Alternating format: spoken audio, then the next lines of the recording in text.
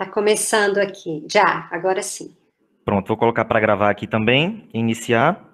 Bom, então eu vou falar um pouco sobre as metodologias ativas aplicadas à física, e eu fiquei feliz de ouvir o professor Adriano e professor Simone e o professor Ayrton também, eles trabalham com as metodologias ativas, em algumas falas eu pude perceber, eu até fiz algumas anotações, posso comentar depois, e eu vou tentar trazer algumas metodologias ativas que eu entendo que possam ser aplicadas aqui à física, e quais recursos que a gente pode utilizar para, de fato, aplicar essas metodologias. Bom, primeiro eu quero tentar contextualizar como foi que nós chegamos às metodologias ativas e por que ela tem ganhado muito fôlego, pelo menos nas últimas décadas. O que acontece é que, por exemplo, em 2008, a gente tinha 34% da população com acesso à internet. A gente tinha em 2019, ano passado, 74% da população. Então, houve um aumento significativo do acesso da população com relação à internet. E esse acesso se dá principalmente através das plataformas mobile aí, então, através do celular. A gente tem aqui em 2019, 99% dos usuários de internet afirmam utilizar o telefone celular. Então, esse é o contexto que mudou significativamente aí de 2000 nas últimas 2 décadas.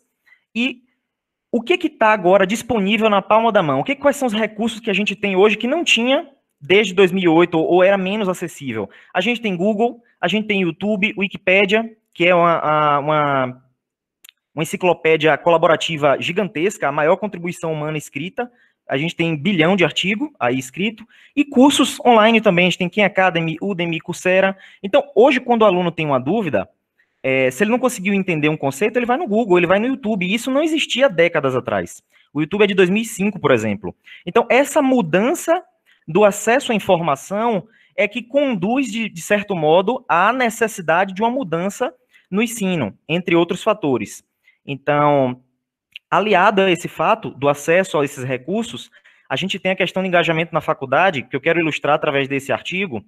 Esse artigo tratou de um sensor portátil que foi utilizado ao longo da rotina de um aluno universitário. Então, o curioso, aqui foi para verificar uma atividade eletrodermal e que poderia se perceber, dependendo da condutividade térmica, da condutividade da pele, era possível perceber reações emocionais, físicas e cognitivas. E esse estudo foi feito ao longo de uma semana e percebeu-se uma coisa interessante. Quando o aluno estava em sala, a gente pode perceber que no dia 1, por exemplo, a atividade dele em sala, a atividade dele do sono era mais ativa do que em sala. No segundo dia, a atividade em sala era similar do sono profundo. No terceiro dia ele não teve aula, teve a atividade em laboratório, em que ele de fato teve reação mais significativa. No quarto dia, a atividade em sala, mais uma vez, próxima do sono profundo. No quinto dia, de novo. Então, uma realidade que a gente percebe nos alunos, cada vez menos engajados na faculdade, cada vez menos motivados, de um modo geral, e, consequentemente, isso vai influenciar no aprendizado deles.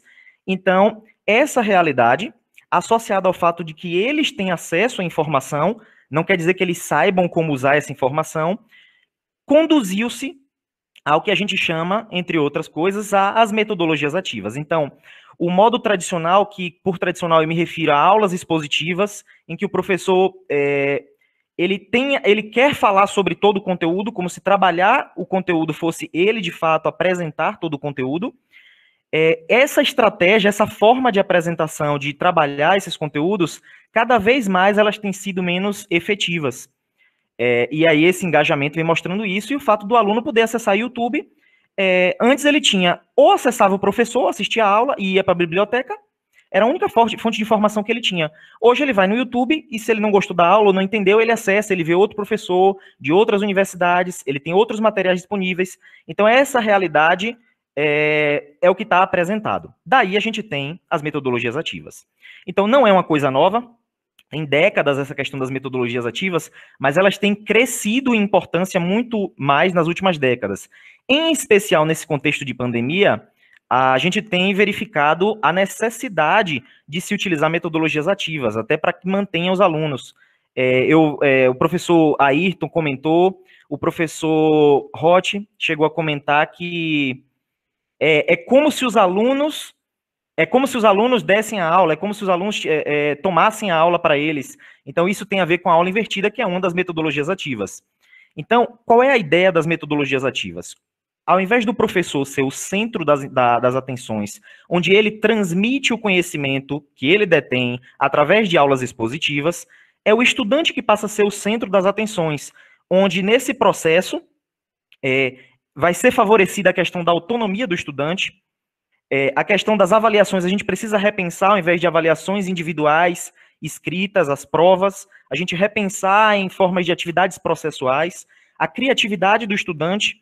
Então, ao invés de ser estudantes castrados, como disse o professor Roth, o ambiente universitário é um ambiente de castração. Então, a criatividade ela pode ser estimulada quando a gente utiliza as metodologias adequadas para isso. Eu vou tentar apresentar algumas delas. O uso dos recursos tecnológicos que agora estão na mão dos alunos, a gente pode utilizar isso e o papel do professor modifica. Então, ao invés daquele que vai fazer a aula expositiva, ele vai ser o mediador, como a professora Simone pontuou. Ele vai mediar o processo, ele vai incentivar o processo, ele vai estimular a criatividade, ele vai verificar como é que está a aprendizagem do aprendizado do aluno e tentar propor atividades mais adequadas para que potencialize esse aprendizado. Então, essa é a mudança com a ideia das metodologias ativas. E agora eu vou apresentar 3 delas, como a gente pode fazer um combinado e quais recursos que a gente pode utilizar para efetivamente estar trabalhando com elas. Bom, então eu vou começar com a aula invertida, que praticamente todos comentaram, de um modo ou de outro, que já trabalham com isso. Então, qual é a ideia? Principalmente nesse contexto da pandemia. A gente tem um professor, ele vai preparar esse conteúdo, e como o professor Roth falou, de fato, essa preparação ela requer um pouco mais de tempo, e vai compartilhar esse material com os alunos.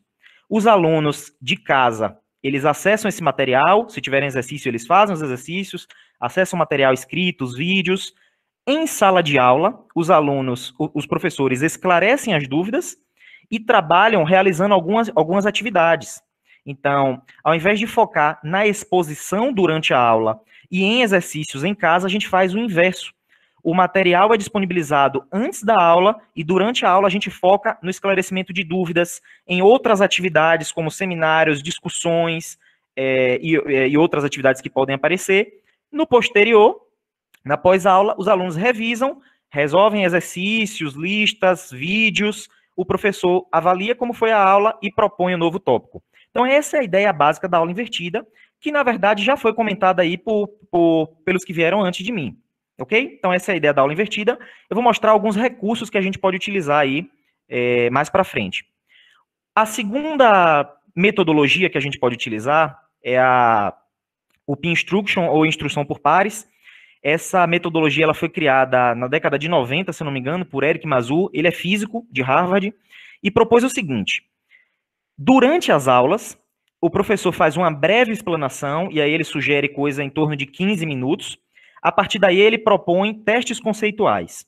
Esses testes conceituais vão ser respondidos pelos alunos, e aí a gente pode utilizar as tecnologias para isso, e analisa. Se as respostas corretas tiverem um baixo percentual de respostas corretas, o professor vai rever esses conceitos e vai refazer essa explanação. Se as respostas tiverem um acerto intermediário, aí entra a instrução por pares. Então, a ideia é a colaboração aqui, em que os alunos, em pares, eles vão trabalhar para que cheguem a uma resposta única. A ideia é o seguinte: quando um aluno compreende um conceito e ele senta com um par, ele passa o outro aluno. Porque o outro aluno não tem certeza e um deles tem um pouco mais de certeza. Então, é aí que se dá, até pela forma que eles interagem entre si, aí acontece a instrução por pares. E aí eles chegam a uma resposta única, o par, e é exposto retoma aí essa questão retoma o processo. Se as respostas nesse teste conceitual passar dos 70% nesse processo, por exemplo, aí o professor passa a explicar, faz o fechamento, como a professora Simone comentou, o professor faz o fechamento e retoma para um novo tópico, onde ele vai reintroduzir com uns 15 minutos de apresentação e explanação, novo teste conceitual sobre esse novo material que ele preparou, e a aula se dá em forma de ciclos. A gente pode ter alguns ciclos durante a aula. Então, essa seria a ideia da instrução por pares. E ela pode vir acoplada à aula invertida. Então, disponibiliza o material prévio, em sala de aula faz a instrução por pares. E a gente pode fazer isso nesse contexto que a gente está vivendo com o uso das tecnologias, e eu vou apresentar mais à frente, ok? A terceira abordagem, a terceira metodologia que eu gostaria de apresentar é a aprendizagem baseada em projetos. Ora, mas a aprendizagem baseada em projetos é só para questão experimental? Não. Esse é um vídeo que eu vou apresentar, foi de uma atividade que a gente fez aqui na Unicentro, com os alunos do primeiro semestre de Engenharia Agronômica. Então, a ideia é que eu gostaria de trabalhar hidrostática e hidrodinâmica. Então, eu disponibilizei o material previamente e encontrei um livreto que foi fruto de um mestrado profissional em física sobre física da irrigação, e que ele trazia um pouco do histórico, discutia os conceitos mais básicos de hidrostática e hidrodinâmica e propunha sistemas de irrigação. Então, eu propus para essa turma que desenvolvesse esses sistemas, coletassem os dados. Então, eu queria dados de velocidade, eu queria dados de pressão, eu queria dados de vazão, eu queria saber qual era a área efetiva que eles estavam irrigando, e com esses dados coletados e essa discussão, com esse embasamento, eu pedi para que eles construíssem um artigo. E aí depois a gente discutiu esse artigo. Esse aqui é o vídeo do resultado do projeto dos meninos. Então, são os meninos do primeiro semestre de agronomia. Alguns pediram ajuda aos pais em algumas etapas, mas eu vi todas as etapas sendo construídas. E eles fizeram isso em equipe. Então, uns ajudavam com uma coisa, com outra, mesmo nesse contexto. Eu não sei se vai sair o áudio. Bom, se não sair, vocês podem me avisar. De todo modo, eu posso tirar o áudio. Tem alguns pequenos vídeos aí na apresentação.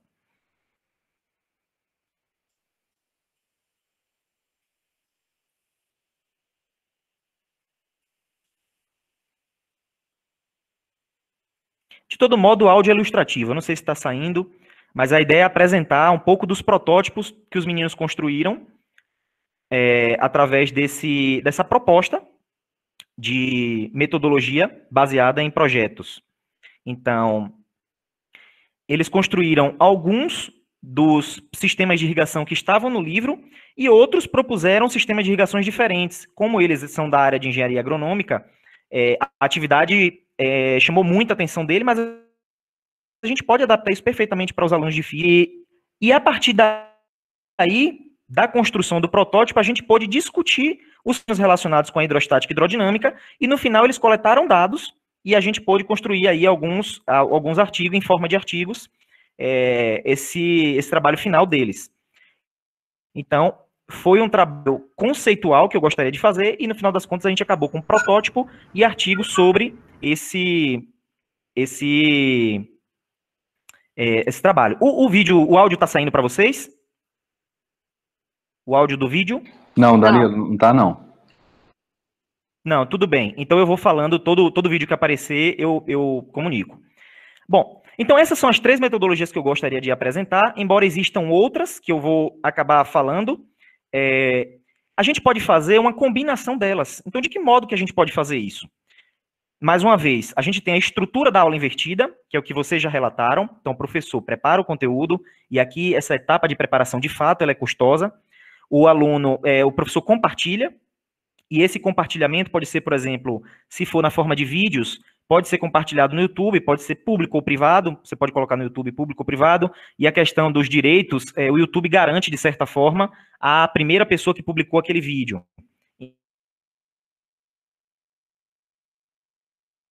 Então, isso pode requerer depois que aquele material didático produzido e disponibilizado seja reconhecido como material didático da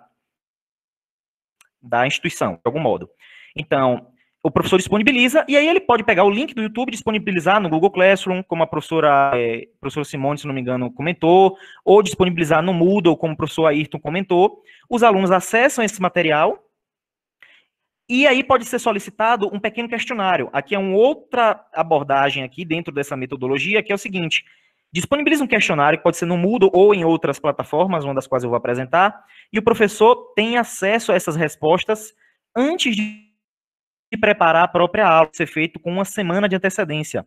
Disponibiliza o material e questionários teóricos, por exemplo, para que o professor construa ou planeje a sua aula com base nas respostas dos alunos, ou ao menos inicie sua aula com as dúvidas que ele percebeu através dos questionários dos alunos. Então, essa é uma outra abordagem. Durante a aula, aí é que a gente pode combinar as várias metodologias.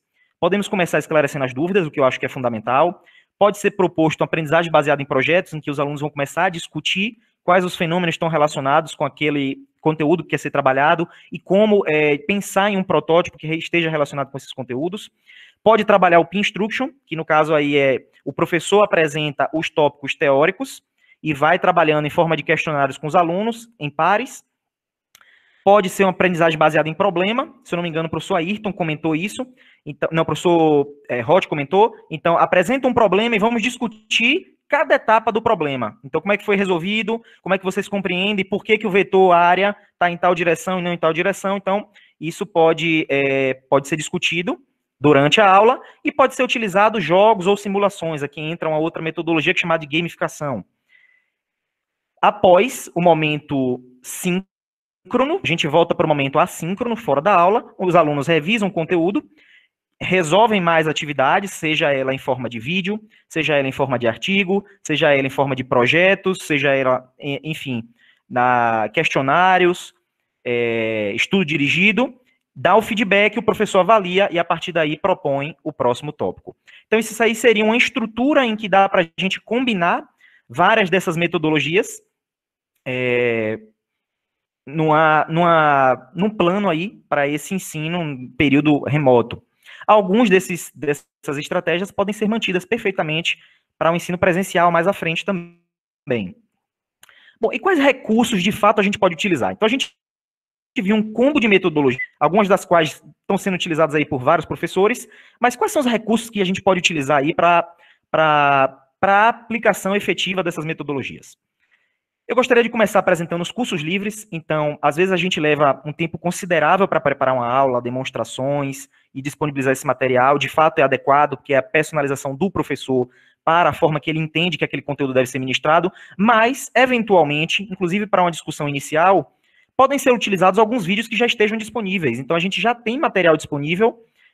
Por exemplo, eu trouxe alguns canais aqui das universidades do Sudeste, mas tem outras universidades, eu trouxe essas porque são canais mais consolidados das próprias universidades, então a gente tem aqui, das universidades de São Paulo, já tem bastante material disponível de física, ESP aqui, quanto no canal de aulas da própria USP, e podem ser utilizadas na forma de aula invertida, então o professor pode disponibilizar esse material para começar, de fato, uma discussão. Tem esse outro canal que não é oficial, mas aqui é de um professor, eu não me recordo o nome dele, mas é um professor de 50 anos de USP, e ele tem praticamente o curso todo de física em videoaulas. Então, é uma forma com a aula invertida, às vezes a aula que a gente prepara, ela não fica tão didática quanto uma aula que já está disponível. E por que não utilizar quando a gente reconhece que é de uma fonte confiável? Porque é o que os alunos vão fazer. Eles vão buscar, quando eles não entenderem nossa aula, no YouTube. Então, por que não disponibilizar algum material, caso a gente não consiga preparar ou não esteja tão adequado, algum material que já esteja bem preparado e que a gente, de fato, revise previamente. Então, aqui tem praticamente o curso todo de física. Tem outros também, tem um professor da Universidade de Pernambuco, mas ele tem poucos cursos, então eu não trouxe, também não era um canal oficial, mas tem diversos na internet, diversos professores. Tem esse outro que eu gosto muito também, do MIT Open Course, esse aqui tem praticamente também diversas áreas, o curso de física todo, e são cursos do MIT com material disponível, então você tem exercícios, você tem videoaulas, uma vantagem aqui é que você tem um curso completo, e é bem didático, alguns deles são muito didáticos, mas está em inglês, então aqui seria mais recomendado para alunos em final de curso ou em nível de pós-graduação. Não tem a tradução, mas tem a transcrição, então dá para acompanhar de certo modo aí para os alunos que estão mais no final do curso. Então são alguns cursos que eu recomendo, e a gente pode utilizar esses materiais para as nossas aulas invertidas, por exemplo. Então não precisa construir tudo, tem coisa que já está construída e bem construída. Bom, esse outro software aqui, o CVMob, ele foi desenvolvido pela Universidade Federal da Bahia. Então, a ideia básica é o seguinte: aqui para trabalhar, por exemplo, Física 1, talvez Física 2, mas basicamente Física 1, o aluno ele pode gravar qualquer tipo de movimento no plano, qualquer objeto, qualquer coisa que se mova no plano, e esse vídeo pode ser imputado dentro desse software. O aluno vai fazer uma calibração básica e, a partir do movimento de um objeto selecionado, é possível extrair várias grandezas físicas, velocidade, aceleração, posição, em X, em Y, os ângulos. Então, dá para fazer um verdadeiro laboratório de física utilizando esse software, e os alunos podem gravar com o celular em casa e utilizar esse software. Então, eu vou mostrar em mente como é que funciona, basicamente. Então, não tem que necessariamente ser só para aula experimental, isso pode ser para aula teórica. Você vai trabalhar queda livre, como eu vou mostrar aqui, por exemplo. Então, você quer trabalhar queda livre, você quer discutir, você quer que os alunos façam de fato, entendam e cheguem nas conclusões, peça para que eles derrubam um objeto, filme isso e impute esse vídeo dentro do sistema. Eles vão coletar os dados. Então, é uma abordagem aí em que a autonomia do estudante, o senso crítico dele vai começar a estar mais em evidência. Então, vou tirar o áudio aqui, vou mostrar um pouco de como é que funciona. Então, basicamente, é um vídeo, um software gratuito, open source. Eu peguei um vídeo previamente construído, simplesmente imputei arquivo, abri, só fiz isso. A seguir, é preciso fazer uma calibração. O que é calibração? Você precisa dizer para o software 2 pontos do vídeo. Você precisa mostrar 2 pontos do vídeo e dizer qual a distância, para que ele entenda quais são as dimensões trabalhadas. Nesse caso, eu usei uma régua, não precisa. Então, aí eu coloquei 2 pontos da régua, tem uma distância aí de 20 centímetros. Usei essa distância aí para fazer meu processo de calibração. Então, inicio a calibração, pronto, está feita a calibração, eu vou escolher um ponto que eu quero que o movimento seja analisado, e a partir daí, desse ponto escolhido, eu vou analisar os dados. Então, eu posso analisar os gráficos aí, por exemplo. Esses são alguns dos gráficos que apresentam, gráfico de velocidade em Y, posição em Y e trajetória em Y. Tudo isso vai ser em função do tempo. Então, quando eu reproduzo, eu vou gerar esses gráficos, mas todos os dados vão ser coletados. Então, por exemplo, aí eu escolhi o ponto, tá aí a minha trajetória, eu tenho já os meus gráficos. Eu tenho a minha parábola do MRV, eu tenho a minha linha reta, aqui da minha velocidade, e a aceleração é uma linha reta horizontal, que é o que a gente espera.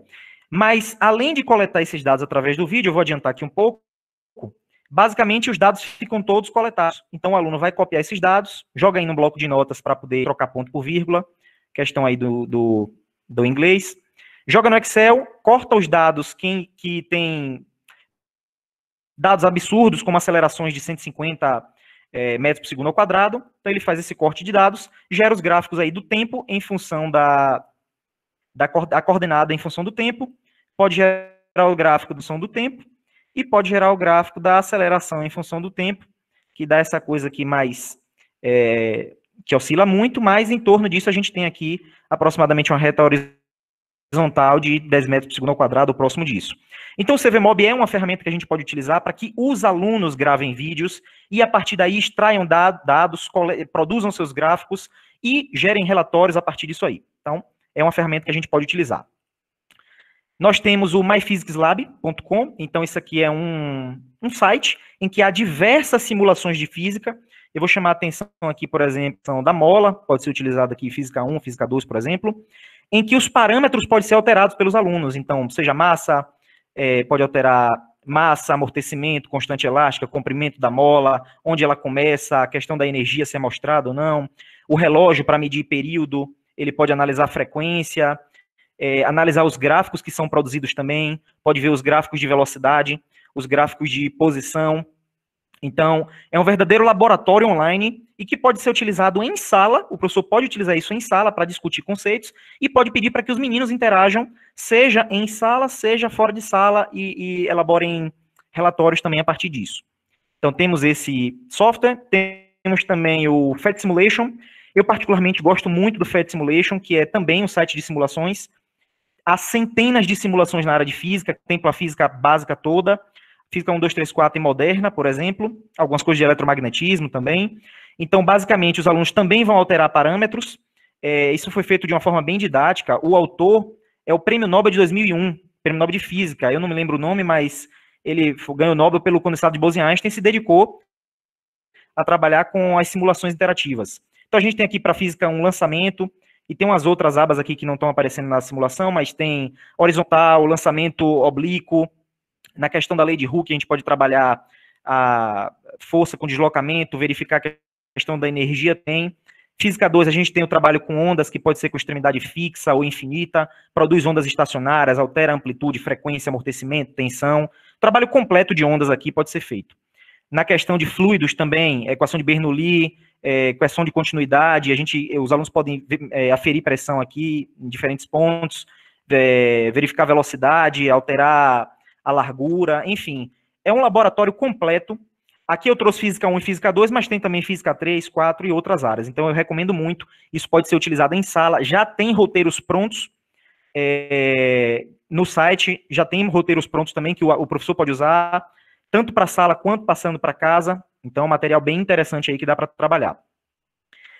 Para a questão da escrita científica e para solicitar que os alunos usem, por exemplo, como atividade artigos, a gente pode usar o Overleaf. Então o Overleaf é uma escrita, é o LaTeX, é uma forma de usar o LaTeX colaborativo. Não precisa instalar nada no computador. Basicamente, é um site, digamos assim, em que o aluno vai fazer um cadastro simples, é muito simples o cadastro, e ele pode iniciar um novo projeto, pode começar um projeto em branco ou pegar alguns artigos, modelos de artigo, por exemplo, da Revista Brasileira de Ensino de Física. Eu peguei aqui artigos de física, por exemplo. Então, eu peguei um modelo genérico. Está aqui. O aluno pode abrir um template e, de fato, ele já tem aqui sem instalar nada a estrutura e ele só vai ajustando o texto e ele já tem aqui o nosso formato de artigo. Então, pode ser assim, tem outros formatos, formato de tese, formato de resumo, formato de relatório, artigo da Nature, tem vários templates aí prontos que podem ser utilizados aí para que a gente solicite que os alunos construam um artigo. Aí, a primeira vez, o artigo não sai tão bem escrito, a gente solicita que eles refaçam. Então, é um processo aí para que a gente estimule a escrita científica. E isso pode ser feito também de modo colaborativo. 2 ou mais alunos podem trabalhar no mesmo projeto. Então, é outra ferramenta que a gente pode utilizar. Temos o Socrative. O Socrative é uma ferramenta que permite a construção de testes, vamos dizer assim. Então, são quizzes. Então, o professor previamente faz um cadastro, ele pode cadastrar a sala dele, como faz lá no Google Classroom, e ele disponibiliza, ele vai previamente cadastrar os seus testes, no caso, as suas questões. Então, isso pode ser utilizado para avaliação, pode ser utilizado como P-Instruction em sala, ele disponibiliza em sala, os alunos vão respondendo em sala, ele pode disponibilizar para que os alunos respondam ao longo da semana e ele colete o feedback após uma semana. Então, basicamente, cadastrar as questões, e aí pode cadastrar como for essas questões, múltipla escolha, abertas. Uma vez feito isso, ele vai criar ele vai disponibilizar esse teste. Então, ele entra no teste, ele vai aqui iniciar o teste, seleciona, escolhe feedback instantâneo para o aluno saber se respondeu certo ou não cada questão, pronto. Em tempo real, o professor sabe o que é que cada aluno está respondendo, além de ter o reporte final disso aí tudo. Então, em resumo, aqui eu estou usando o celular, na verdade, quando eu gravei esse vídeo, eu estava usando o celular enquanto eu estava mostrando a gravação. Então, o professor ganhando e enquanto os alunos estão respondendo. Então, pode ser utilizado tanto de modo quanto o professor disponibilizar para casa e ele coletar esses feedbacks e depois chamar atenção para os principais equívocos. E, por fim, ele tem um relatório disso aí tudo e ele pode exportar esse relatório em alguns formatos. E ele tem as notas aí dos alunos. Ok? Então, essa ferramenta pode ser utilizada de modo síncrona ou assíncrona. A vantagem é que o professor tem em tempo real o que os alunos estão respondendo e pode disponibilizar também para que faça pequenos testes ao longo do processo, na forma de avaliação processual continuada. Ao invés de uma avaliação individual escrita, vamos diversificar as propostas, as atividades que a gente vai fazer para os alunos e aí a gente vai desenvolver habilidades diferentes. Então, esse é o Socrative. A gente tem também aqui o Baú do Tesouro. O Baú do Tesouro, basicamente, é muito parecido com o Socrative.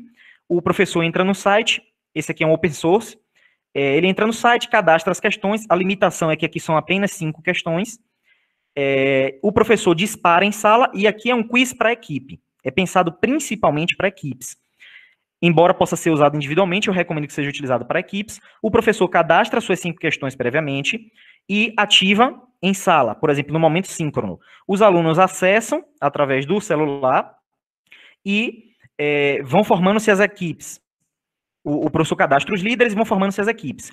Enquanto os alunos estão respondendo as questões em equipe, seja nas salas que eles estão discutindo, o professor vê quais as respostas corretas e quais as respostas incorretas de cada equipe. Então, ele pode entrar lá na sala da equipe, então pode construir isso em algumas salas, 2, 3 salas Google Meet, por exemplo, e perguntar à equipe como é que foi a interação naquela questão, quais foram as dificuldades, e aí você pode fazer uma intervenção cirúrgica na dificuldade do aluno. Então, isso pode ser feito em tempo real com equipes, e no final, o que o aluno vê? O aluno vê uma série de questões de múltipla escolha, ou verdadeiro e falso, enfim, e aí tem um código associado a cada uma das 5 perguntas. No final, ele é conduzido a um problema de lógica, onde a gente vai ter os 5 códigos que ele escolheu, ele vai ter que resolver aqui um probleminha de lógica. Ao acertar o problema de lógica, ele vai abrir o baú, que seria o baú do tesouro. Então, basicamente, o que o aluno vê? O aluno vai digitar o PIN, que foi gerado quando o professor ativa a questão, ele ativa a atividade e disponibiliza um número, os alunos entram através desse número e formam-se as equipes. Ele vai escolher aqui um baú, e ele começa a ver a série de questões. Então, eles vão respondendo essa série de questões, e aí tem um código que vai sendo selecionado cada vez que ele escolhe essa questão, essa alternativa.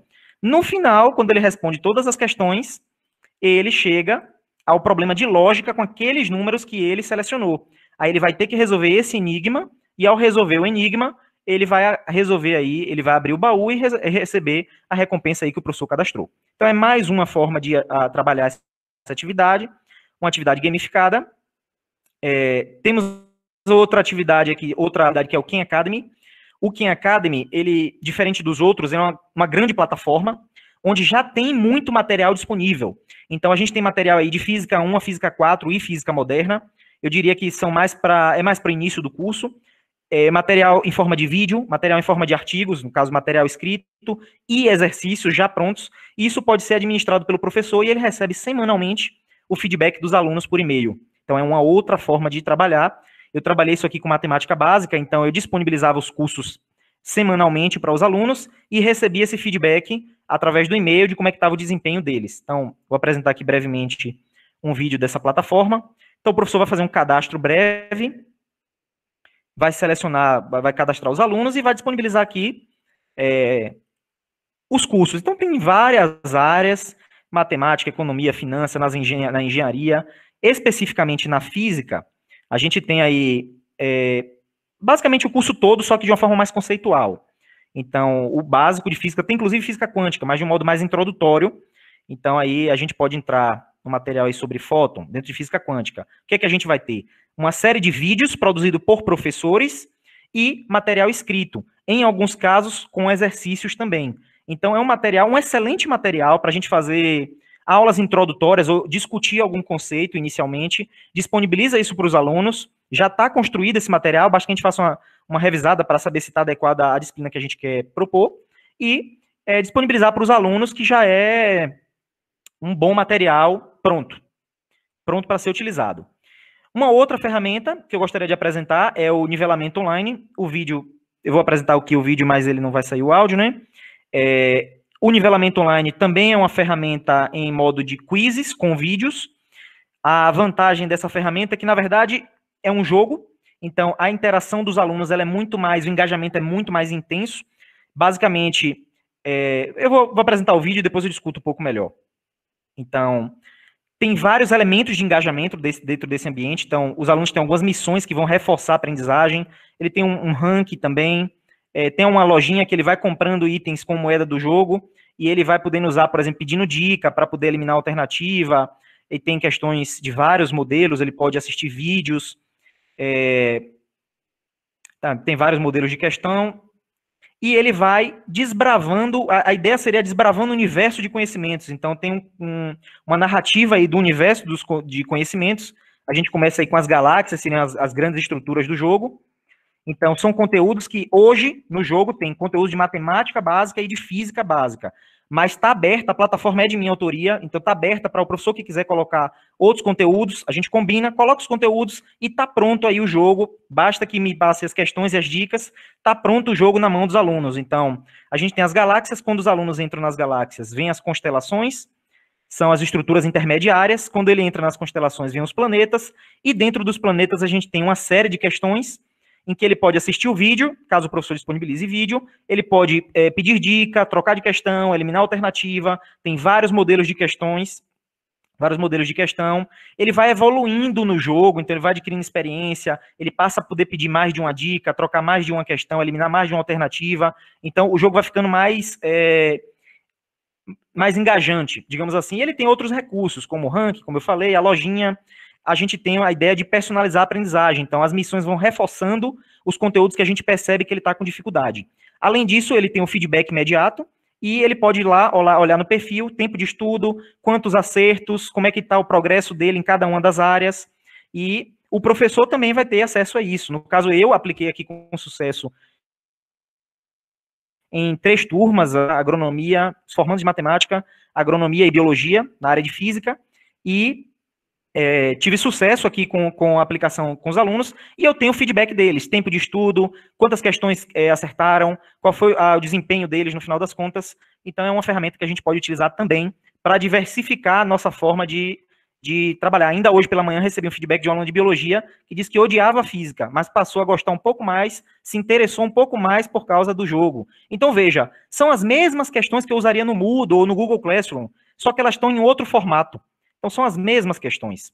Então, é uma forma diferente aí de engajar os alunos. Por fim, eu quero tratar um pouco da questão da avaliação, já estou finalizando a apresentação. Essa não é a avaliação dos alunos, é uma avaliação da metodologia. Então, o professor Adriano chegou a comentar no final da apresentação que ele entende a importância de avaliar o aprendizado, de fato. E como é que a gente pode fazer isso? Aqui é uma sugestão. A gente pode pensar, construir um curso para os professores que ainda estão construindo aí como é que vão fazer o curso, baseado em metodologias ativas. Então, eu recomendo que façam um pré-teste. Então, faz um levantamento dos conteúdos prévios dos alunos e depois de um certo tempo, utilizando as metodologias ativas, utiliza um teste com a estrutura parecida. Então, são questões parecidas para a gente ver o pré e o pós-teste. Então, a gente consegue fazer uma análise estatística aqui da diferença, se há diferença significativa do aprendizado que o aluno fez ao longo do processo, que não foi necessariamente apenas a intervenção com metodologias ativas. Então, é um indício indireto de aprendizado. Então, essa é uma forma. Outra forma é utilizando questionários. Então, aqui eu trouxe um exemplo de uma professora que usou para avaliar uma plataforma. Então, ela fez algumas questões e utilizou uma escala tipo Likert. Basicamente, quantos alunos concordam e discordam. Então, a estrutura faz uma pergunta, por exemplo, positiva, com reforço positivo, a segunda é como se perguntasse a mesma coisa com reforço negativo, e vai invertendo. Então, isso evita chute, um pouco do que o Enem faz. Além disso, você faz uma pergunta em que os alunos descrevem como é que foi a experiência dele, como é que eles entendem que foi o aprendizado. Desse modo, a gente consegue coletar dados qualitativos e quantitativos de como é que a gente está de como é que está sendo, de fato, esse aprendizado ou indícios de aprendizado utilizando essas metodologias ativas. Então é isso, pessoal. Eu agradeço aí pela atenção, pelo convite. Está aí o meu e-mail à disposição. Qualquer dúvida, eu estou à disposição aí para contribuir com as estratégias e com um pouco do que eu venho fazendo aqui na Unicentro.